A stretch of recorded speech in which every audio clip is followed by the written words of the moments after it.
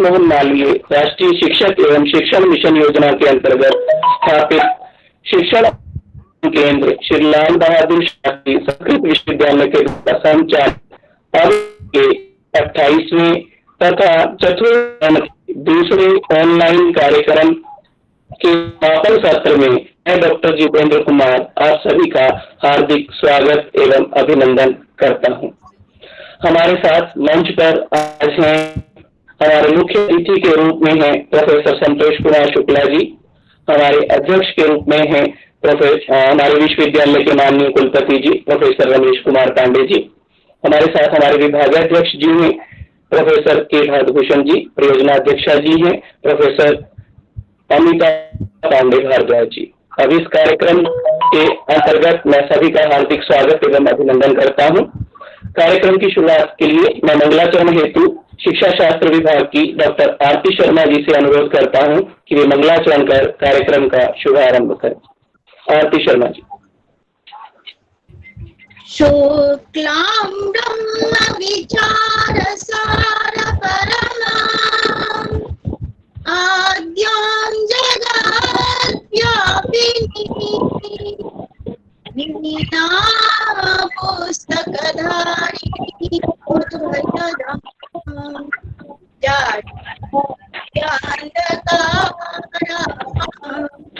हस्ते स्फटिकालिकां विदधती पद्मासने संस्थितां वन्दे तां परमेश्वरीं भगवतीं बुद्धिप्रदां शारदां शक्तिप्रदां शारदां। धन्यवाद आरती जी। कार्यशाला प्रतिवेदन प्रस्तुति एक बहुत महत्वपूर्ण कार्य है कि आप सभी जानते हैं कि कार्यक्रम में हमेशा उद्देश्य रखे जाते हैं और उद्देश्यों के लिए प्रक्रिया बनाई जाती है, उस प्रक्रिया का अनुपालन किया जाता है। उस अभिष्ट के रूप में हमारे पास उद्देश्य किया है।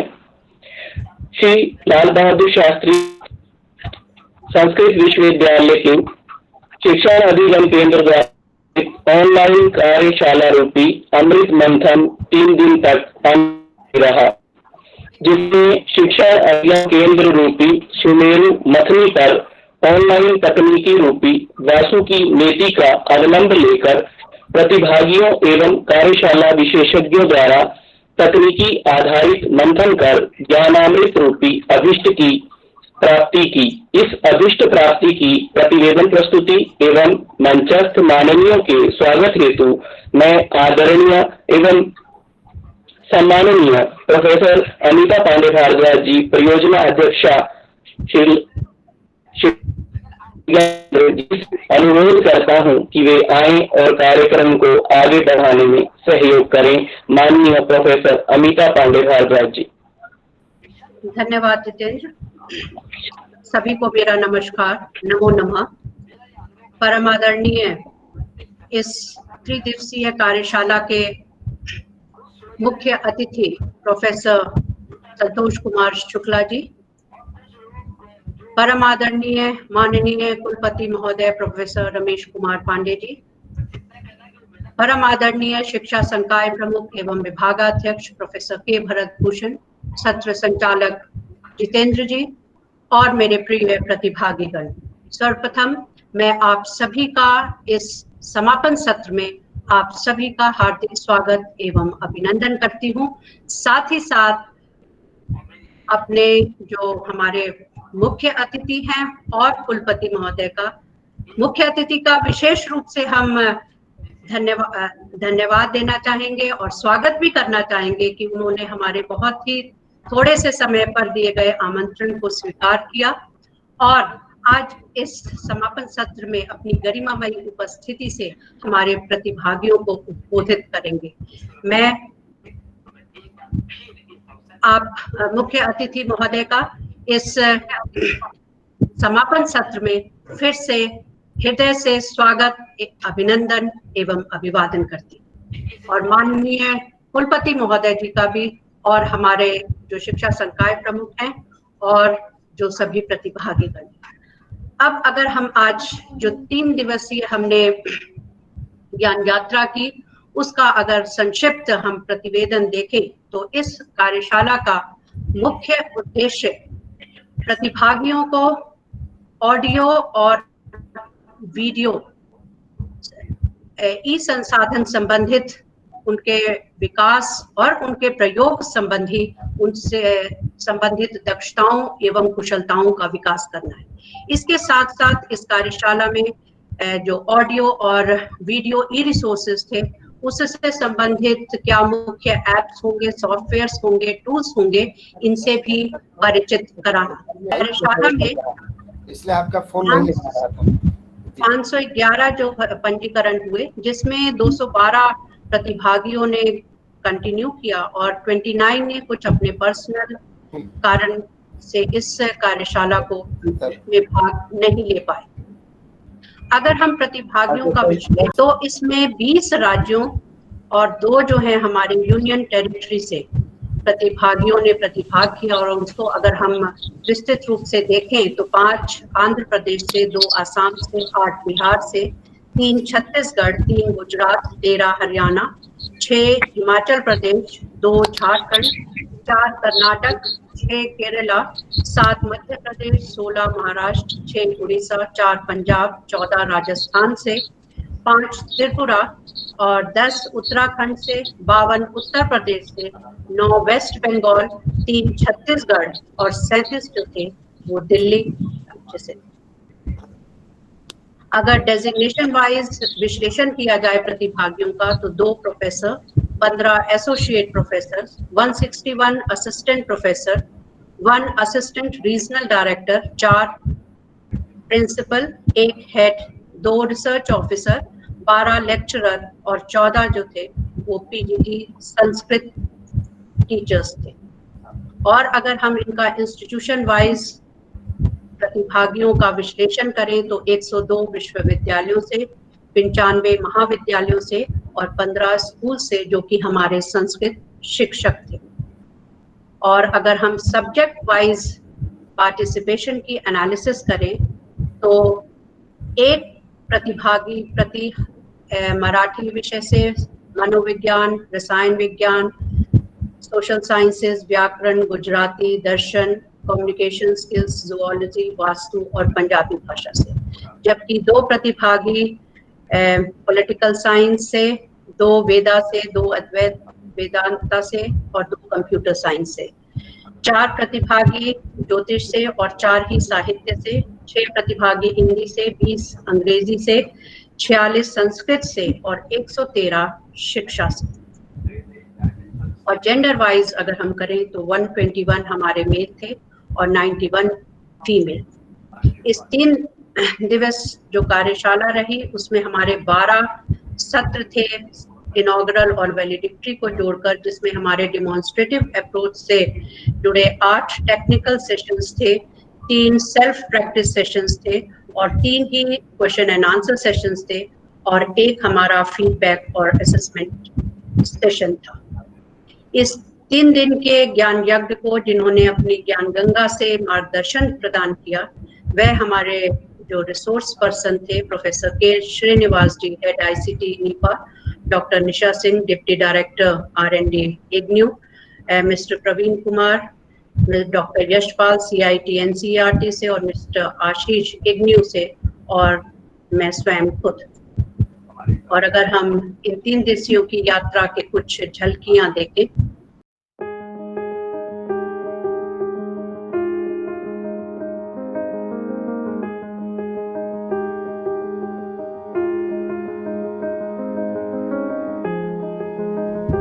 ये हमारे पहले दिन की झलकियां हैं।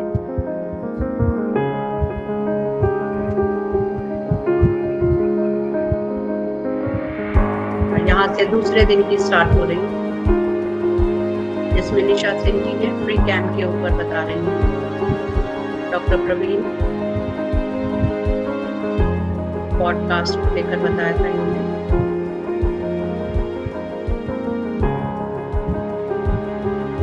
और और आज के जो सत्र थे डॉक्टर यश पॉल और डॉक्टर आशीष इग्नूर से।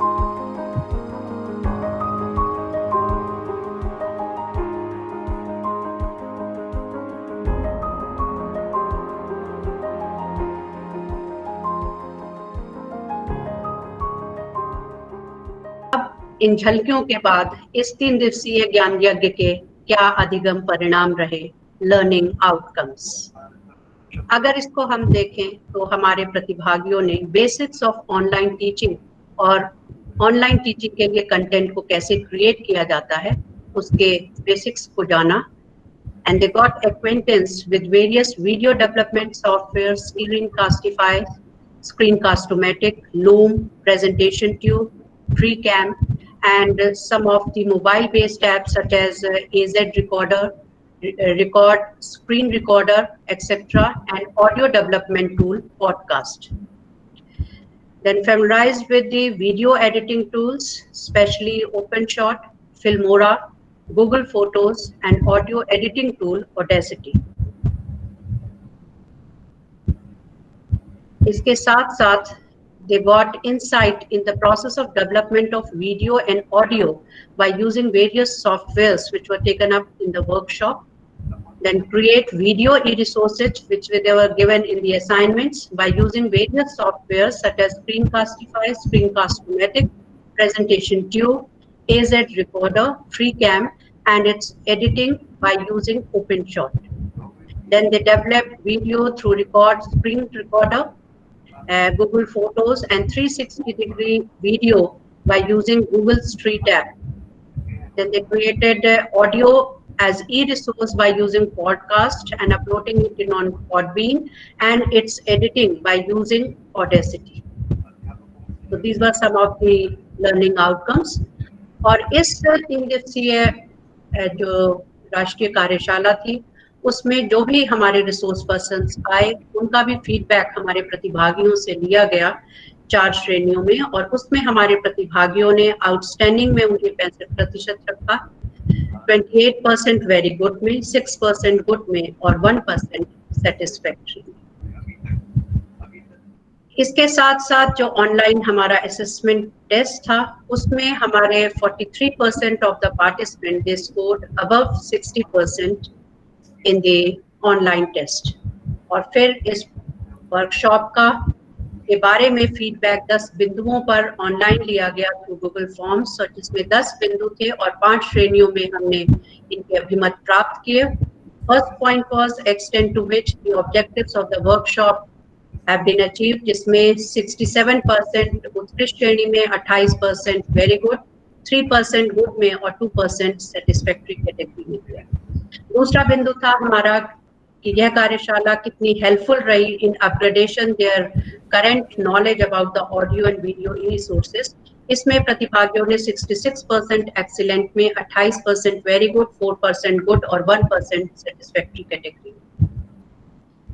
तीसरा बिंदु था helpful in familiarising with various tools, apps and softwares for developing audio and video e resources. इस बिंदु के अंतर्गत 65% एक्सीलेंट में, 28% वेरी गुड में, 5% गुड में और 1% सेटिस्फैक्ट्री। चौथा बिंदु था helpful in upgrading your skills related to developing various audio and video e resources. इसमें प्रतिभागियों ने 58% एक्सीलेंट में, 34% वेरी गुड, 6% गुड और 1% सेटिस्फैक्ट्री। पांचवा बिंदु था helpful in bringing attitudinal change towards developing audio and video e resources. इसमें 62% excellent उत्कृष्ट श्रेणी में, 31% वेरी गुड और 6% गुड और 1% सेटिस्फैक्ट्री। छठा बिंदु था helpful in providing insight in the process of developing video e resources, जिसमें 62% एक्सीलेंट में, 34% वेरी गुड, 4% गुड और 1% सेटिस्फैक्ट्री कैटेगरी। सातवां बिंदु हमारा था कि helpful in providing insight in the process of developing audio E resources. इसमें 59% एक्सीलेंट में, 34% वेरी गुड, 6% गुड और 1% सेटिस्फैक्ट्री। और आठवां बिंदु हमारी कार्यशाला प्रबंधन से संबंधित था, जिसमें प्रतिभागियों ने 78% एक्सीलेंट कैटेगरी में, 17% वेरी गुड, 4% गुड और 1% सेटिस्फैक्ट्री कैटेगरी में। 9th पॉइंट था assistance given by the TLC team. इसमें 71% एक्सीलेंट श्रेणी में, 25% वेरी गुड और 4% गुड श्रेणी। और 10वां बिंदु था कि अगर वह ओवरऑल एसेस करें इस वर्कशॉप को तो उसमें उन्होंने 74% एक्सीलेंट में, 23% वेरी गुड और 3% गुड में। और अगर हम इन 10 बिंदुओं का एक एवरेज निकालें इन 5 श्रेणियों में तो हम पाएंगे कि एक्सीलेंट में 66%, वेरी गुड में 29%, गुड में 5% और सेटिस्फैक्ट्री में 1% और नील इन अनसेटिस्फैक्ट्री। और इसके साथ साथ हमने अपने प्रतिभागियों से उनका क्या अनुभव रहा इस 3 दिवसीय कार्यशाला में, मेंटीमीटर सॉफ्टवेयर को यूज करके हमने उनके एक्सपीरियंस लिया, जो कि यह आपके समक्ष एक चित्र के माध्यम से प्रस्तुत है। और इसमें अगर हम देखें तो 169 प्रतिभागियों ने अपने अभिमत, अपना अनुभव 1 या 2 शब्द में दिया, जिसे हमने इस चित्र के रूप में प्रस्तुत किया है। और इस चित्र की यही खासियत है कि जिस शब्द की जितनी ज्यादा आवृत्ति फ्रीक्वेंसी होती है वो सेंटर में रिफ्लेक्ट होता है, डिस्प्ले होता है, और जिनकी आवृत्तियां कम होती हैं वो साइड में और उनका फॉन्ट साइज भी छोटा होता जाता है। तो अगर हम इस चित्र का अवलोकन करें तो इसमें हमारी कार्यशाला में जो हमारे प्रतिभागियों का अनुभव रहा उसमें मुख्य रूप से जो हमारे सेंटर में जो हमारा आ रहा है दैट इज एक्सीलेंट। और अगर मैं दूसरे उधर जो इससे कम साइज में है that is very informative, very good, wonderful, amazing experience, very informative, excellent, informative, good and knowledgeable, excellent workshop, fantastic, very good. तो इस तरह से जो भी हमारे प्रतिभागियों ने भी अपने अनुभव इस चित्र के माध्यम से भी प्रस्तुत किए और जो हमारे गूगल फॉर्म के माध्यम से प्रस्तुत किए, और साथ ही साथ जो हमारा शेयरिंग ऑफ एक्सपीरियंस वाला जो सेशन था उसमें जो प्रतिभागियों ने अपने फीडबैक दिया और जो अपने अनुभव हमारे से साझा किए, वह सभी इस बात को दर्शाता है कि हमारी कार्यशाला सफलतापूर्वक संपन्न हुई और इस कार्यशाला का सफलता का को भी दर्शाता है। और वह यह भी सिद्ध करता है कि जो हमारी कार्यशाला का जो उद्देश्य था उन उद्देश्यों को प्राप्त करने में भी हम सफल रहे। और इसके लिए मैं हमारी जो पूरी टीएलसी टीम है वह बधाई की पात्र है। और मैं अंत में यही कहना चाहूंगी कि जो भी आप इस 3 दिन में जो भी सीख कर जा रहे हैं उसका अभ्यास करिए और उसका प्रयोग करिए, अनुप्रयोग करिए, और अपने जो भी विद्यार्थी हैं उसके साथ जुड़िए। फिर भी आपको कोई भी प्रॉब्लम आती है तो आप व्हाट्सएप ग्रुप के माध्यम से हमारे साथ जुड़ सकते हैं और हम पूरी कोशिश करेंगे कि आपकी समस्याओं का समाधान जो है वो। तो अंत में आपका अपने भावी प्रयासों में सफल हों, अपना स्वस्थ रहें, अपना ध्यान रखें, अपने परिवार का ध्यान रखें और इसी तरह से सीखते रहें। इन्हीं शुभकामनाओं के साथ मैं अपनी वाणी को विराम देती हूँ। बहुत बहुत धन्यवाद। धन्यवाद मैम, आपका बहुत बहुत धन्यवाद। बहुत अच्छे तरीके से आपने अभीष्ट को जो हमारी प्राप्ति हुई है इस 3 दिन की कार्यशाला से उसको प्रस्तुत किया, उसके लिए आपका बहुत बहुत धन्यवाद। हमारे लिए आज यह बहुत खुशी का विषय है, बहुत हर्ष का विषय है कि माननीय कुलपति जी के द्वारा हमारे लिए मुख्य अतिथि के रूप में प्रोफेसर संतोष कुमार शुक्ल जी को आमंत्रित किया गया है। Professor Santosh Kumar Shukla ji school of Sanskrit and Indic study JNU में प्रोफेसर के पद पर कार्यरत हैं। आप दर्शन शास्त्र के अंतर्गत पूर्व मीमांसा दर्शन, धर्मशास्त्र एवं संस्कृत भाषा शिक्षण के विशेषज्ञता रखते हैं। आप विभिन्न संस्कृत से संबंधित, मूल ज्ञान से संबंधित, मीमांसा से संबंधित शोध कार्यों में एवं लेखन कार्यों में निरंतर कार्यरत रहते हैं। आपका मीमांसा कारिका, दर्शन, धर्मशास्त्र एवं वैदिक कारिका, ये आपका तात्कालिक जो है कार्य है जो पुस्तक के रूप में समाज के सामने उपस्थित है। साथ ही साथ जो है आप अपने किए गए कार्य को शोध पत्रों द्वारा भी समाज के अंतर्गत लोगों के लिए अध्ययन के लिए प्रस्तुत करते रहते हैं। आपके लिए ज्यादा न कहते हुए मैं केवल इतना ही कह सकता हूं कि नाम है आपका प्रोफेसर कुमार शुक्ल संतोष, नाम है आपका प्रोफेसर कुमार शुक्ल संतोष। अनूठा है आपका धर्मशास्त्र और मीमांसा के प्रति जोश। आपने ज्ञानानुभव से ऑनलाइन अपने ज्ञानानुभव से हमारी इस ऑनलाइन सभा को गुंजाइए। हम हैं अनभिज्ञ, हमारा भी मीमांसा से परिचय कराइए। हम हैं अनभिज्ञ, हमारा भी मीमांसा से परिचय कराइए। माननीय प्रोफेसर संतोष कुमार शुक्ल जी से अनुरोध करूंगा कि वे हम और हमारी ऑनलाइन सभा को अपने मीमांसा ज्ञान से अवगत कराएं और हमारा मार्गदर्शन करें, आशीर्वचन करें। माननीय प्रोफेसर संतोष कुमार शुक्ल जी।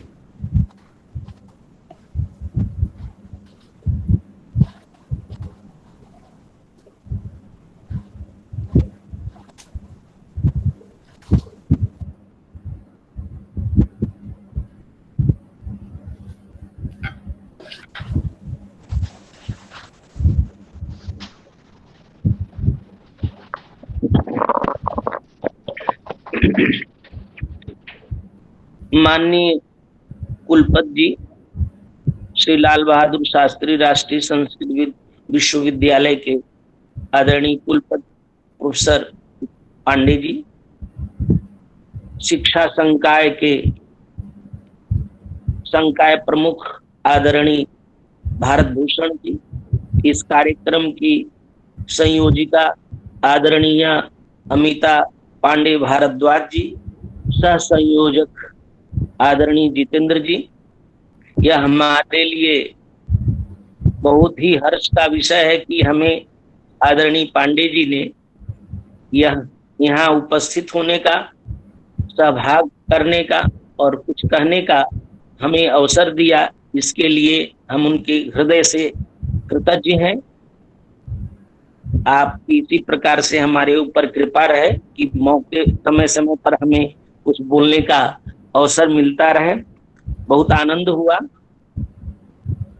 यह हमारा वस्तुतः विषय नहीं है, फिर भी इस विषय में हमने कुछ विचार किया। आज जब पांडे जी ने मुझे कहा कि आज आपको कुछ कहना है, तो पूरी दुनिया में ऑनलाइन एजुकेशन के लिए तैयारी चल रही है। दुनिया के अन्य देशों में तो यह कार्य चल रहा है, लेकिन भारत में यह विशेष रूप से आज भारत में लगभग 900 विश्वविद्यालय हैं, जिसमें से लगभग 40 के आसपास केंद्रीय विश्वविद्यालय, और भारत की जनसंख्या बहुत विशाल जनसंख्या। इस विशाल जनसंख्या में कुछ वर्षों के पूर्व का जो सर्वेक्षण है, उस सर्वेक्षण में पूरे भारत में लगभग 9 से 10% लोग उच्च शिक्षा में, और सबसे ज्यादा उच्च शिक्षा में रहने वाले 2 शहर हैं, वह है दिल्ली और चंडीगढ़। उसमें भी 23 से 24% ही विद्यार्थी उच्च शिक्षा में हैं।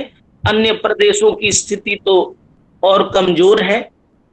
तो आप सोचें कि यदि 23-24% लोग उच्च शिक्षा में हमारे देश के हैं, तो अन्य नीचे की शिक्षा, प्राइमरी एजुकेशन, माध्यमिक और महाविद्यालय और विश्वविद्यालय शिक्षा में बहुत बड़ा गैप है। केंद्र सरकार हमेशा यह सोचता रहता है कि तो हमने 40 विश्वविद्यालय खोल रखे हैं, उन 40 विश्वविद्यालयों के माध्यम से कितने विद्यार्थियों का शिक्षण होगा। यदि एक केंद्रीय विश्वविद्यालय पर हजारों करोड़ों रुपया खर्च किया जाता है, तो कितने विद्यार्थी शिक्षित होते। तो इन सब विषयों को देखते हुए यदि हम भारत के उच्च शिक्षा को ध्यान में रख करके, माध्यमिक शिक्षा, प्राथमिक शिक्षा को ध्यान में रख करके एक नीति बनाए, यदि यह ही नीति बने कि हम उच्च शिक्षा में उच्चतर स्तर पर जाएं, तो इनके लिए ऑनलाइन एजुकेशन बहुत ही आवश्यक हो गया है। क्योंकि हम भारत के विद्यार्थियों को शिक्षित करने के लिए उतने विश्वविद्यालय, उतने महाविद्यालय खुलने की अभी तत्काल स्थिति में नहीं, और शिक्षा करना बहुत जरूरी है, क्योंकि किसी विद्यार्थी के जीवन का जो समय है वह समय बीत जाएगा यदि हम उनको शिक्षित नहीं करेंगे, क्योंकि ऐसा इस काम को रोका नहीं जा सकता है। तो इसीलिए ऑनलाइन एजुकेशन पर कार्य हो रहा, दुनिया भर में भी काम हो रहा है, और इसके लिए बहुत लोग चिंतित भी हैं।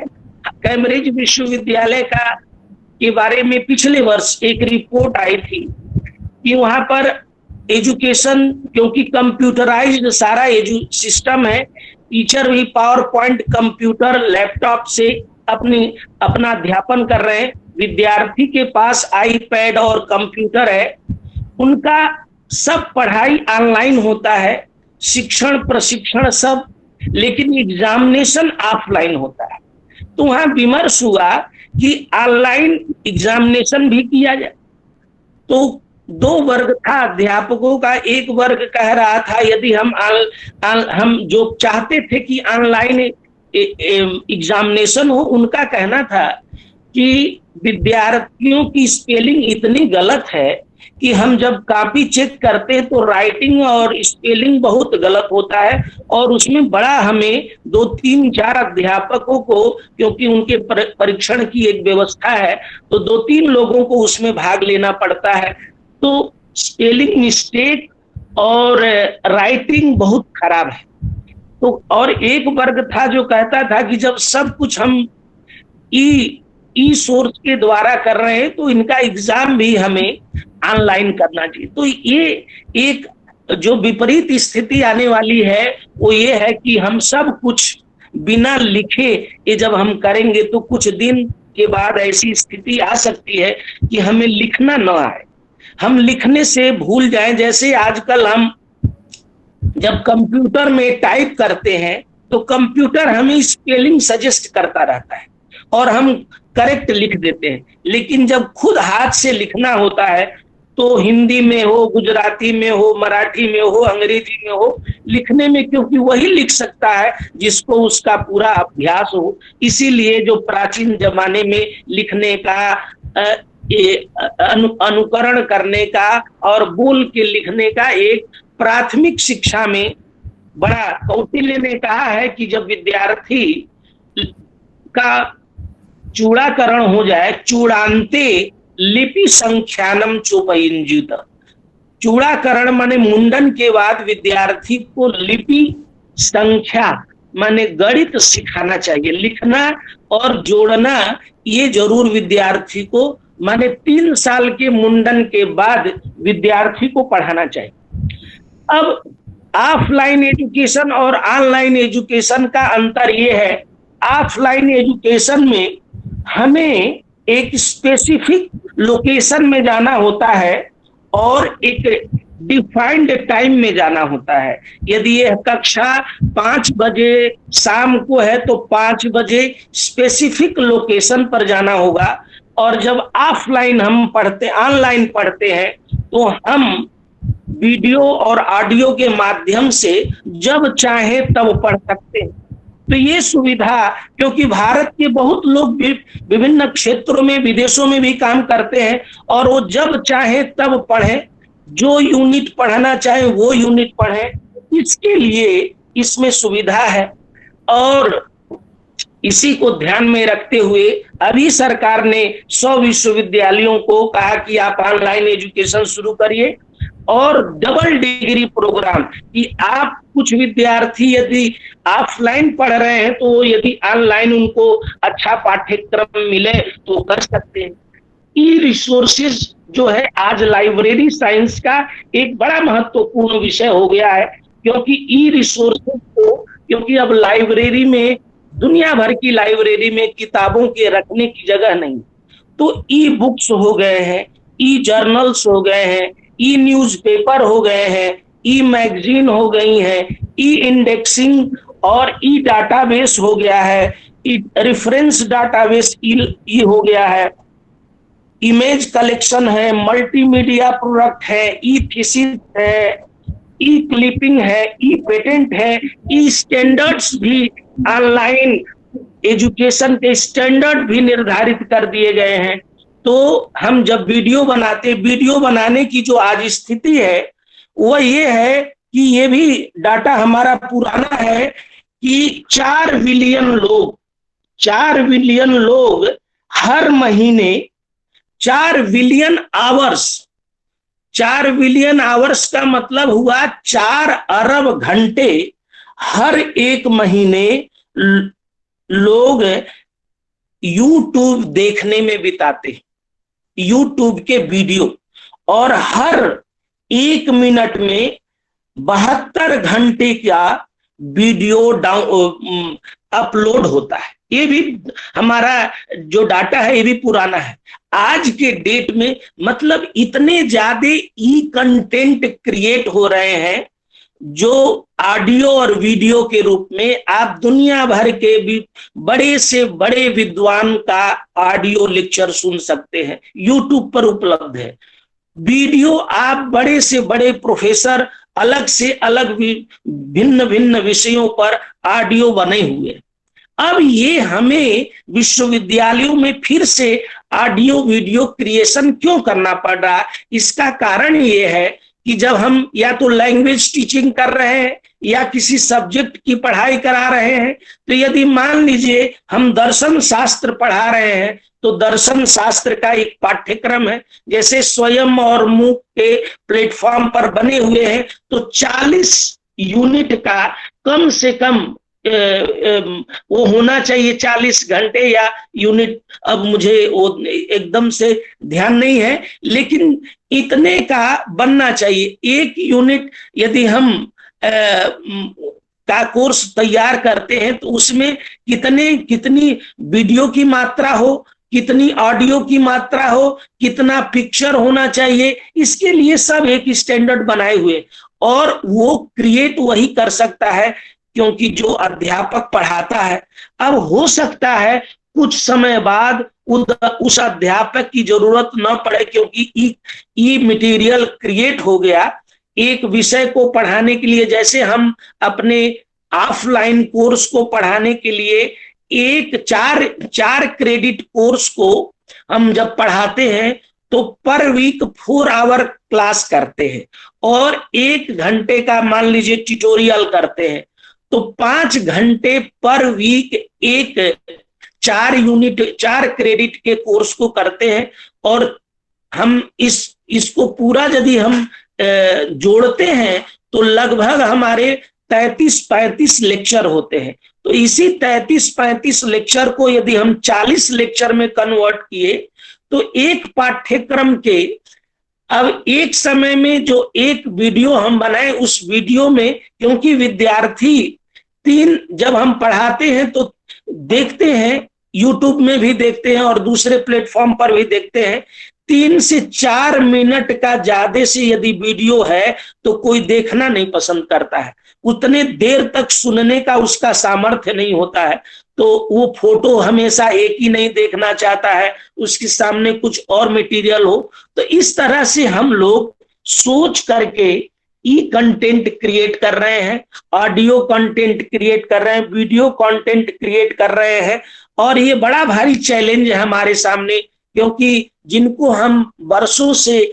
ऑफलाइन पढ़ाते रहे हैं उनको ऑनलाइन क्रिएट करना ये एक मुश्किल है, लेकिन दुनिया भर में काम हो रहा है और धीरे धीरे कुछ वर्षों में हम इसमें पूर्ण दक्षता प्राप्त करेंगे। और अच्छा, अभी स्वयं के प्लेटफॉर्म पर इतनी, अब ये सब यूट्यूब पर उपलब्ध है, इन विषयों को हम देख सकते हैं, पढ़ सकते हैं, बना सकते हैं, क्योंकि विषय आधारित, अध्याय आधारित और यूनिट आधारित परीक्षा लेने की क्या पद्धति होगी, उनको फीडबैक लेने की क्या पद्धति होगी, बीच में क्वेश्चन उनके दिमाग में आया तो उसको कैसे, इन सारी पद्धतियों पर अलग अलग विषय के आधार पर विचार विमर्श हो रहा है और इन पर हम लोगों को काम करना पड़ेगा। ये जरूर ये है कि कक्षा में जब अध्यापक साथ में रहता है तो जो हम पढ़ते लिखते समय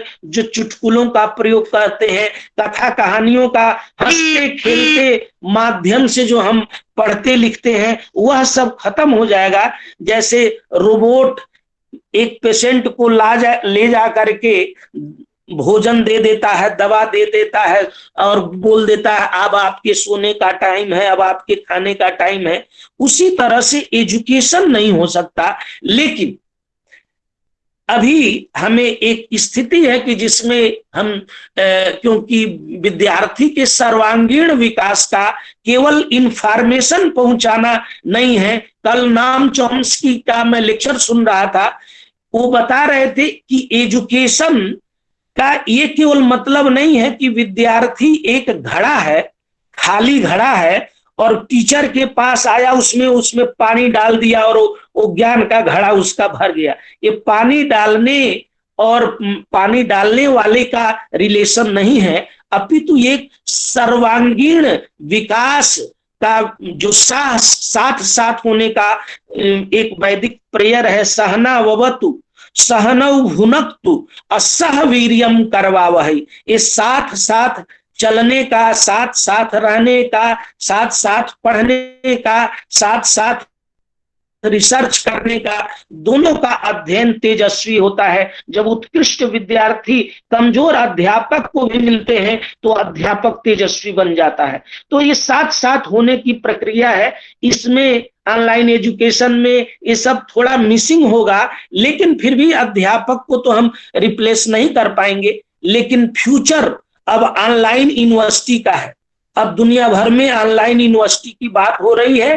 एक रूम में बैठ के पूरी यूनिवर्सिटी चलेगी, सब वेबसाइट पर कोर्सेज ऑनलाइन ऑफर हो जाएंगे और सब अपने अपने घर में बैठ के ये पाठ्यक्रम पढ़ सकते हैं। क्योंकि दुनिया में तरह तरह की चीजें एजुकेशन में एक्सपेरिमेंट हो रहे हैं, लेकिन भारत में अभी बड़ा स्कोप है सब करने का और ये आवश्यकता भी है, क्योंकि बहुत लोग शिक्षा से दूर हैं। इन विषयों पर विस्तार से हमें विचार विमर्श करना चाहिए। यद्यपि जो अध्यापक और छात्र का जो संबंध है, वह संबंध ज्ञान क्रिएशन का है, नॉलेज क्रिएट करने का है, इंफॉर्मेशन कलेक्शन का नहीं है। इसलिए नॉलेज क्रिएशन के जितने भी प्रकार के साधन हो सकते हैं, उन साधनों का हमें सदुपयोग करना चाहिए। अध्यापक कहता है 14 साल विद्यार्थी अध्यापक के पास रहता था तो वो अध्यापक कहता था दीक्षांत के समय अस्माकम सुचरितानि सेवितव्यानि नो इतराणि, जो हमारे अच्छे विचार थे, आचार थे, उनका ग्रहण करना, क्योंकि आचार्य से हम आचार भी ग्रहण करते हैं, उनके सारे व्यक्तित्व का हम ग्रहण करते हैं। तो इन विषयों को ऑनलाइन एजुकेशन में हम कैसे शामिल करेंगे और कैसे इसको डालेंगे, इन पर हमें अध्यापकों को विशेषकर विचार करना है और ऐसा रिसोर्स क्रिएट करना है कि जो बहुआयामी हो, जिसमें हम लाइब्रेरी में पहुंच सके, पुस्तक पत्रिका तक पहुंच सके, मैन्युस्क्रिप्ट तक पहुंच सके, दूसरी किताब को खोल करके उसी पाठ्यक्रम में दिखा सके। इन सब विषयों पर हमें विचार विमर्श करना है। और इतने सारे देश भर के अध्यापक आए, आचार्य आए और सभी ने भाग ग्रहण किया। ये बहुत हम लोगों के लिए सौभाग्य का विषय है और इस विषय में संस्कृत के लोग पीछे नहीं रहते हैं। तो ये संस्कृत विश्वविद्यालय के सौजन्य से एक कार्यक्रम हो रहा है और इसमें हमारी बढ़ चढ़ के हम सबकी भागीदारी हो रही है। इन्हीं शब्दों के साथ माननीय कुलपति जी के प्रति अपनी कृतज्ञता ज्ञापित करता हूं और शिक्षा संकाय के सभी आचार्यों और विभागाध्यक्ष, संकाय प्रमुख, संयोजिका एवं सह संयोजक एवं सभी प्रतिभागियों के प्रति अपनी कृतज्ञता ज्ञापित करते हुए इन्हीं शब्दों के साथ अपनी बात को समाप्त करता हूं। नमस्कार, धन्यवाद। धन्यवाद माननीय मुख्य अतिथि जी, आपने ऑनलाइन प्रकरण की बहुत अच्छे से मीमांसा की, उसके लिए हम आपके कृतज्ञ हैं। धन्यवाद। अब हम अध्यक्षीय भाषण के लिए हमारे माननीय कुलपति जी की ओर अग्रसर होते हैं। जैसा कि आप सभी अवगत हैं कि हमारे प्रेरणा स्रोत, हमारे मार्गदर्शक, हमारे पथ प्रदर्शक एवं सम्माननीय हमारे अवलंब जीवन शास्त्र अज्ञ, शोध शास्त्र विशेषज्ञ, साहित्य शास्त्र मर्मज्ञ हमारे माननीय कुलपति जी एक विशाल व्यक्तित्व के स्वामी हैं और उनके द्वारा समस्त संस्कृत जगत प्रकाशित एवं उद्भासित होता है। उनके बारे में ज्यादा न कहते हुए मैं केवल यह कहकर उनसे अनुरोध करूंगा कि वे आशीर्वचनों द्वारा हमारा मार्गदर्शन करें। जिनके ज्ञान का आधार है भास और कालिदास, जिनके ज्ञान का आधार है भास और कालिदास, शोध शास्त्र को भी सिद्ध किया है जिन्होंने करके भरसक प्रयास। प्रबंधन के सिद्धांतों में प्रशासन से अधिक है जिनका विश्वास, प्रबंधन के सिद्धांतों में प्रशासन से अधिक है जिनका विश्वास। आपसे करबद्ध निवेदन है कि हमें भी अभिप्रेरित करें आज, हमें भी अभिप्रेरित करें आज। माननीय कुलपति जी, आशीर्वचन हेतु आपसे निवेदन करता हूँ।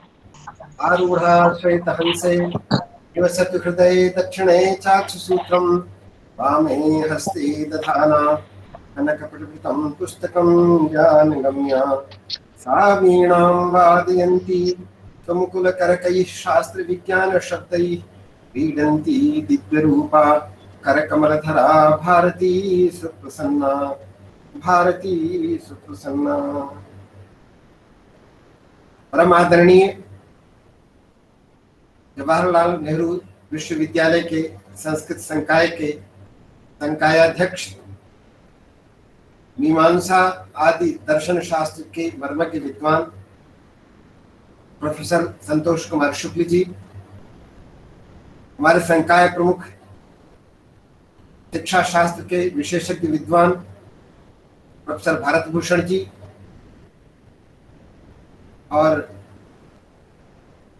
टीएलसी टीचिंग लर्निंग सेंटर की निदेशिका प्रोफेसर अमिता भारद्वाज जी, संयोजक जितेंद्र जी एवं समस्त प्रतिभागी गण,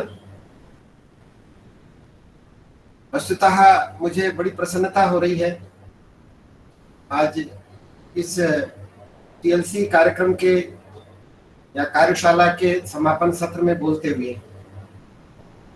पहले तो प्रोफेसर संतोष कुमार शुक्ल जी का मैं धन्यवाद देता हूं। संतोष कुमार शुक्ल जी का लाल बहादुर शास्त्री संस्कृत विद्यापीठ से बहुत पुराना संबंध रहा है। जब यह केंद्रीय विश्वविद्यालय हो गया तो मैं समझता हूं कि प्रथम बार इस केंद्रीय संस्कृत विश्वविद्यालय में आपका वक्तव्य हुआ, इसलिए आपको बहुत आपका अभिनंदन करता हूं, आपको धन्यवाद देता हूं, आपका स्वागत करता हूं। और ये केंद्रीय विश्वविद्यालय निरंतर आपके मार्गदर्शन में और आपके सहयोग से निरंतर बढ़े, इसकी आकांक्षा अभिलाषा भी प्रकट करता हूं। जितेंद्र जी ने कहा बहुत अच्छे विद्वान हैं दर्शन शास्त्र के, और कुछ अपने छंदों में उन्होंने कहा कि मीमांसा से भी मुझे परिचय कराइए। तो मैं समझता हूं कि इसमें कोई संशय नहीं है कि जितेंद्र जी को मीमांसा से ठीक से परिचय हो गया होगा, क्यों उन्होंने बता दिया इस ऑनलाइन जो अध्ययन अध्यापन की प्रक्रिया है इसके क्या फायदे हैं और क्या नुकसान। अभी तक आपने केवल फायदों की बात सुनी होगी, लेकिन पहली बार उसकी सही मीमांसा जो है प्रोफेसर संतोष कुमार शुक्ल जी की। हमारी जो विद्या परंपरा है, विद्या परंपरा की बात करता हूँ, शिक्षा परंपरा की नहीं। जो विद्या परंपरा है उसमें विद्यार्थी को अंतेवासी कहा गया है। वो ऐसे नहीं दे दिया गया नाम, गुरु के सानिध्य में वो आता है, अंतेवासी कहलाता है। भगवत गीता में कहा गया ना कि तद्विद्धि प्रणिपातेन परिप्रश्नेन सेवया उपदेक्षन्ति ते ज्ञानम ज्ञानिनस् तत्वदर्शिनः। तो ये जो सपर्या है, सेवा है, ये जब तक नहीं होती है तब तक उसका ज्ञान अधूरा ही रहता है, पूरा नहीं हो पाता है।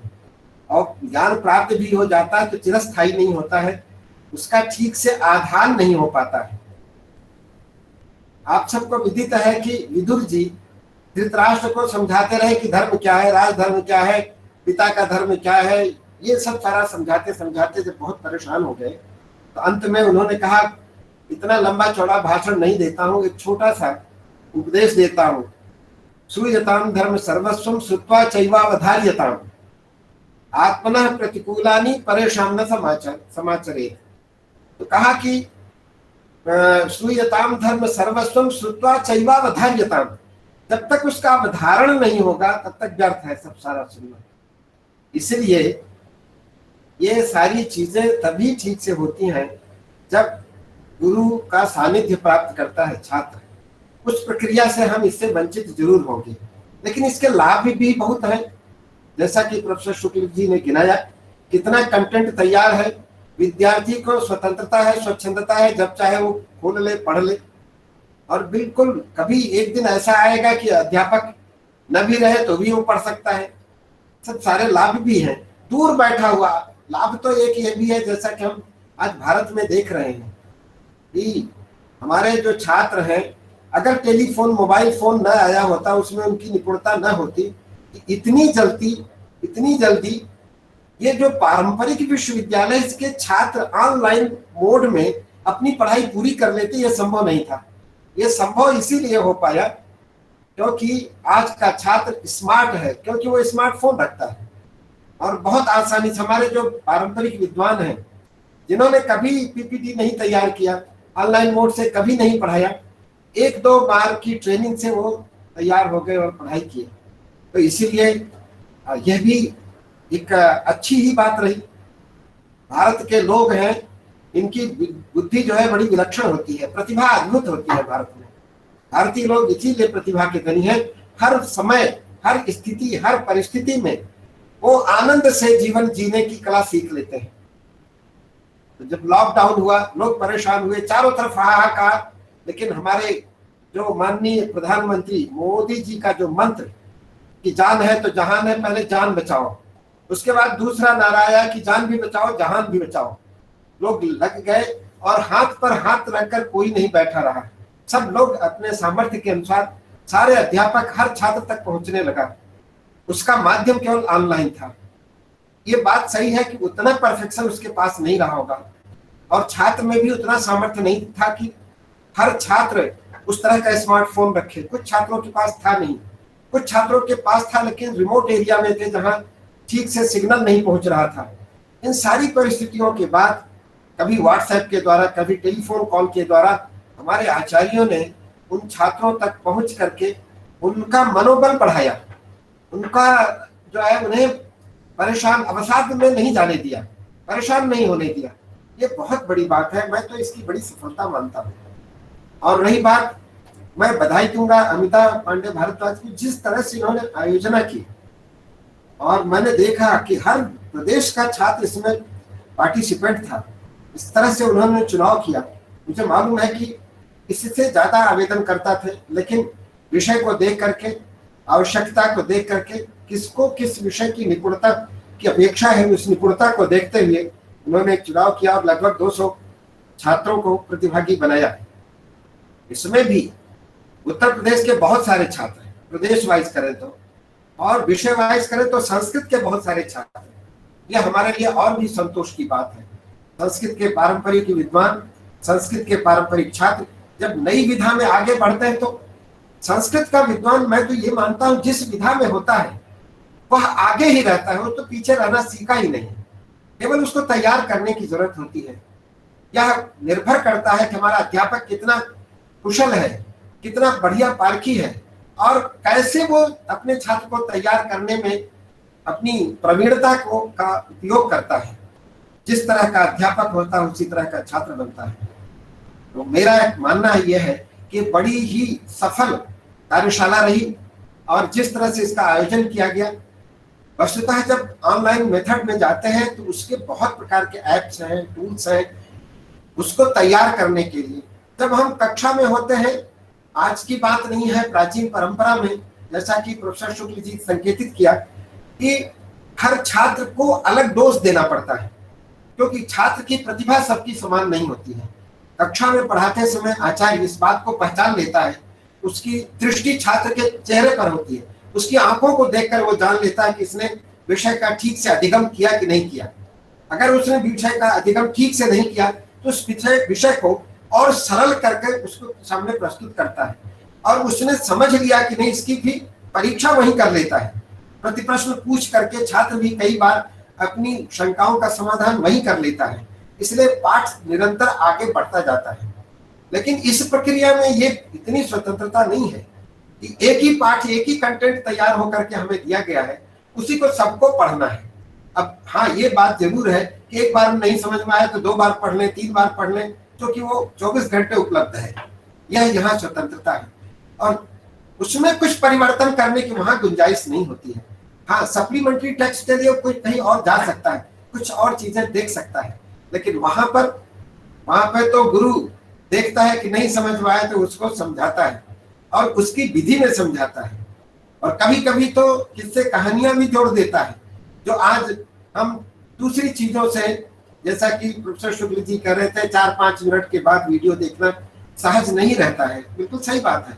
इसलिए जब हम ई कंटेंट तैयार करते हैं, ईपीजी पाठशाला मॉड्यूल में जब हमने तैयार किया, तो वहाँ कोई भी लेक्चर 20-22 मिनट, 25 मिनट से अधिक ज्यादा नहीं रखते हैं। सब मिला के 40 मिनट का होता है। तो उसमें बहुत सारी चीजें डाली जाती है, ये किया जाता है। तो उसको किस तरह से प्रभावशाली बनाया जाए, उसके लिए जो मापदंड है, उस मापदंड के अनुसार वो कैसे बने, इसकी ट्रेनिंग भी बहुत जरूरी है। तो बहुत कुछ अभी तो हम अंदाज के मार करके चल रहे हैं, काम कर रहे हैं, क्योंकि हमारे संस्कृत के जो छात्र हैं, संस्कृत के जो प्राचीन अध्यापक हैं, उनकी उस तरह से निपुणता नहीं, उनकी उस तरह से ट्रेनिंग नहीं हुई। तो उस प्राचीन परंपरा में तो वो दक्ष है, पारंगत है, नदीश है, लेकिन जो नवीन चैलेंजेस है उनके सामने, दुनिया के सामने, उस विधा में भी वो निपुण हो, इसकी योजना ये विद्यापीठ कर रहा है। और हम चूंकि एक मानव संसाधन विकास मंत्रालय की ये जो पंडित मदन मोहन मालवीय शिक्षक शिक्षण मिशन है, इसके अंतर्गत अध्यापकों को कुशल अध्यापक बनाना है, उसको ट्रेंड करना है, भाषा की दृष्टि से भी करना है और संसाधन के उपयोग की दृष्टि से भी करना है। उनकी प्रतिभा उस तरह से भी, उनकी कुशलता इस तरफ से भी, दोनों तरफ से उनकी निपुणता को निखारना है। हर वर्ष, हर महीने हम 3-4-5 प्रोग्राम इस तरह के करते रहते हैं। और जब मैं इसको ज्वाइन किया तो उस समय फीडबैक सेशन चल रहा था, मुझे अच्छा लग रहा था। कुछ इसमें ऐसे भी छात्र थे जो पहले ही इसमें भाग ले चुके थे और उनकी स्मृतियां अभी भी ताजा थी। तो मैंने इस बात को अत्यंत महत्व देता हूं कि अगर अध्यापक कुशल अध्यापक है तो उसके समक्ष या उसके सानिध्य में छात्र एक बार आता है, जो अध्यापन करता है, जो उसको विषय को प्रस्तुत करता है, वह इस तरह से उसके हृदय पर बैठ जाए कि वह अमिट हो जाए और वो कभी न भूले। जब भी उस विषय की स्थिति आए, उपस्थिति आए, प्रस्तुति आए, तो तुरंत उसके मस्तिष्क में वह अध्यापक उपस्थित हो जाए, तभी वह सफल माना जाता है। तो मुझे यह कहते हुए संतोष हो रहा है कि हमारे आचार्यों ने, हमारे संयोजिका महोदय ने विशेष रूप से, क्योंकि इनके ऊपर बड़ा भार होता है, बहुत सारे विषय विशेषज्ञ हैं, लेकिन उसमें मूर्धन्य कौन है, शिखरस्थ कौन है, द बेस्ट कौन है, उसी के लिए वो अनुशंसा करती हैं। मेरे पास जब नामावली आती है तो मैं देखता हूँ कि उस विषय का दूसरा कोई उसके लेवल का विद्वान नहीं होता है, इसलिए उसको सिलेक्ट किया जाता है और उसका फल मिलता है कि हमारे प्रतिभागी संतुष्ट होते हैं, हमारी कार्यशाला बहुत अच्छी होती है, उसका फीडबैक बहुत अच्छा होता है, प्रतिभागी सब संतुष्ट होके जाते हैं। आजकल इस कार्यक्रम में ई मोड में जब हम चल रहे हैं, खाने पीने चाय पिलाने के लिए कोई गुंजाइश नहीं है। उनका सारा, उनकी बुभुक्षा शांत करने के लिए, उनकी सारी की भाषा शांत करने के लिए बस एक ही माध्यम है। इसलिए मैं चाहता हूँ वो 100% उनकी उदर पूर्ति हो सके, उनकी पिपाशा की शांति हो सके, उनकी बुभुक्षा समाप्त हो सके, इस तरह के आयोजन हो और इस तरह के आयोजन करने में पूरी तरह से सफल रही हैं। मैं फिर से सभी आयोजकों को बधाई देता हूं और ये सब सारा होता है हमारे संकाय प्रमुख के संरक्षण में, उनको भी बधाई देता हूं और विशेष रूप से मैं धन्यवाद देता हूं प्रोफेसर संतोष कुमार शुक्ल जी को। अत्यंत व्यस्त है, बहुत पारंपरिक विद्वान है और जिन्होंने काशी में बहुत परंपरागत विद्वान के सानिध्य में संस्कृत विद्या का अभ्यास किया और लाल बहादुर शास्त्री विद्यापीठ में मीमांसा के आचार्य थे। और आज देश का नहीं, विश्व का जो शिखरस्थ विश्वविद्यालय है, उनमें अग्रणी जवाहरलाल नेहरू विश्वविद्यालय के संस्कृत संकाय के अध्यक्ष हैं, संकाय प्रमुख हैं और बहुत सारी सी योजनाओं से उसको समृद्ध कर रहे हैं। आज समय निकाला और मैं समझता हूँ कि ये कार्यशाला सफल हुई। आपसे महोदय प्रार्थना है कि निरंतर विद्यापीठ से आपका जुड़ाव बना रहे, आपका मार्गदर्शन मिलता रहे। इन्हीं शब्दों के साथ मैं अपनी वाणी को यहीं विराम देता हूँ और पुनः सबको धन्यवाद देता हूँ। नमस्कार।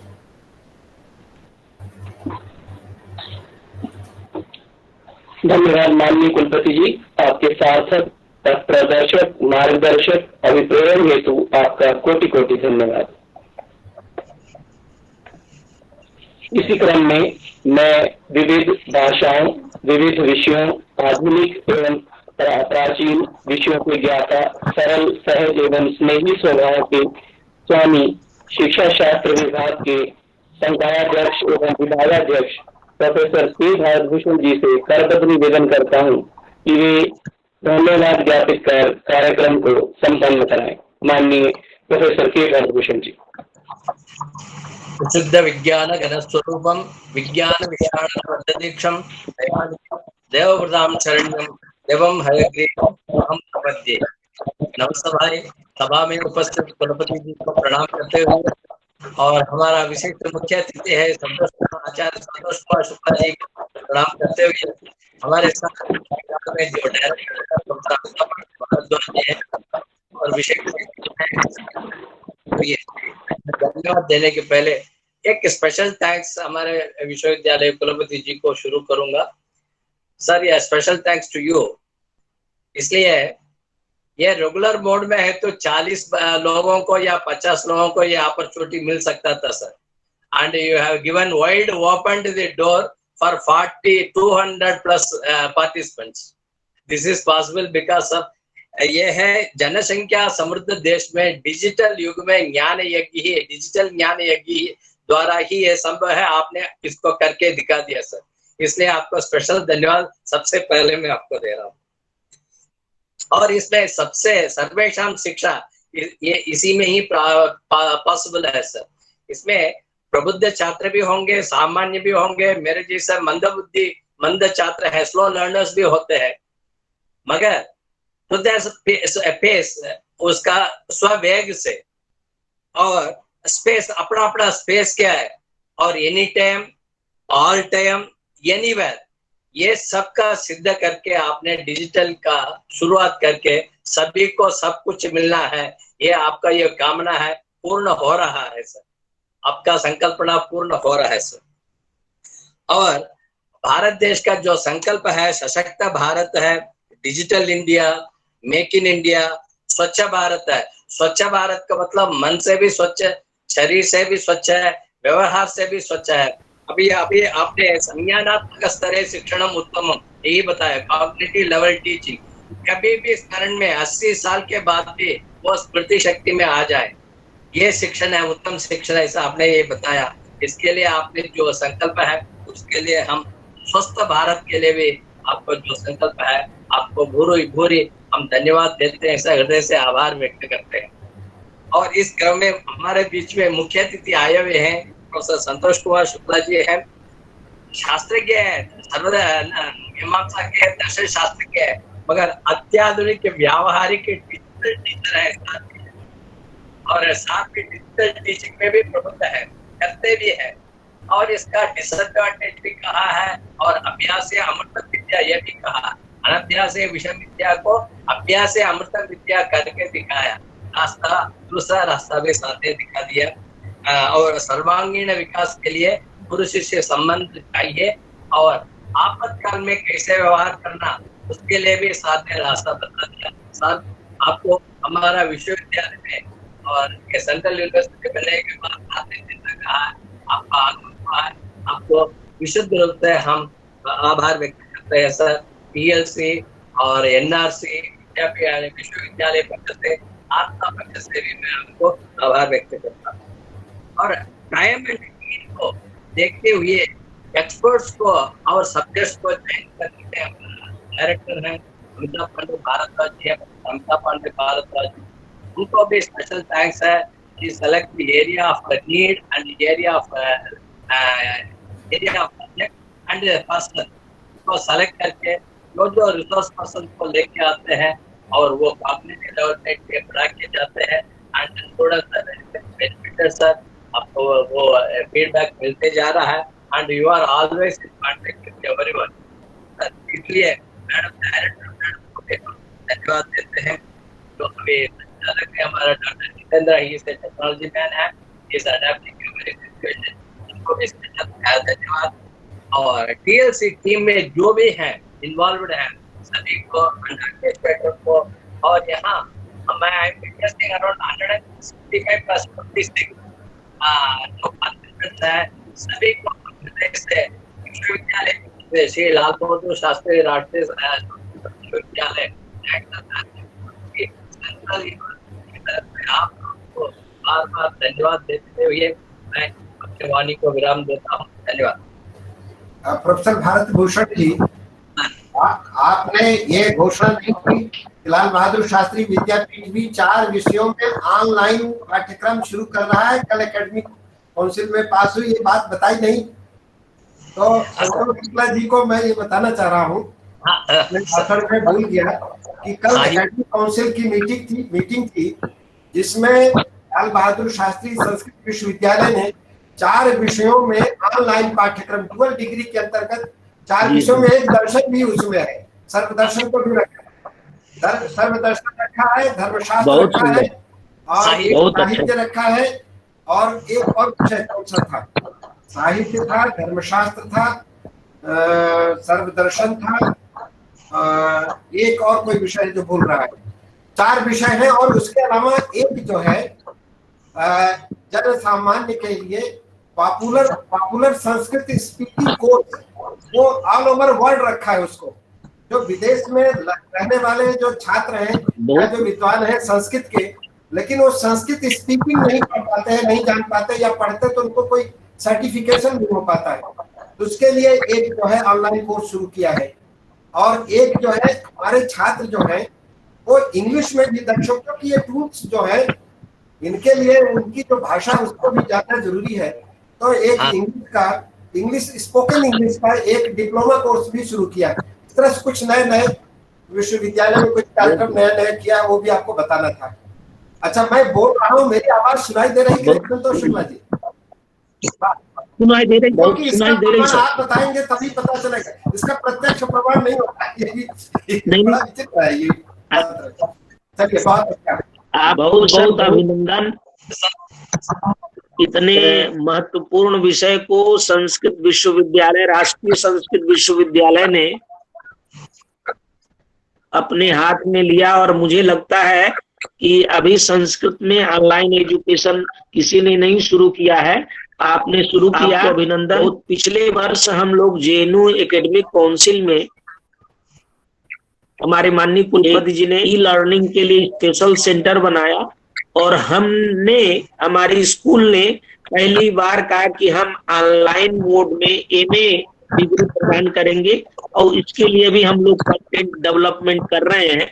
तो ये बड़ा अच्छा है, और आपने एक नया शुरुआत की है, और इससे बड़ा संस्कृत का कल्याण होगा। देश विदेश में जहां भी लोग रहेंगे और इससे शास्त्र का अध्ययन करेंगे। बहुत आपको अभिनंदन और प्रणाम। एक बात और बता दूं, मैंने हिंदी में एमए कोर्स शुरू किया, केवल 10 सीट रखा है।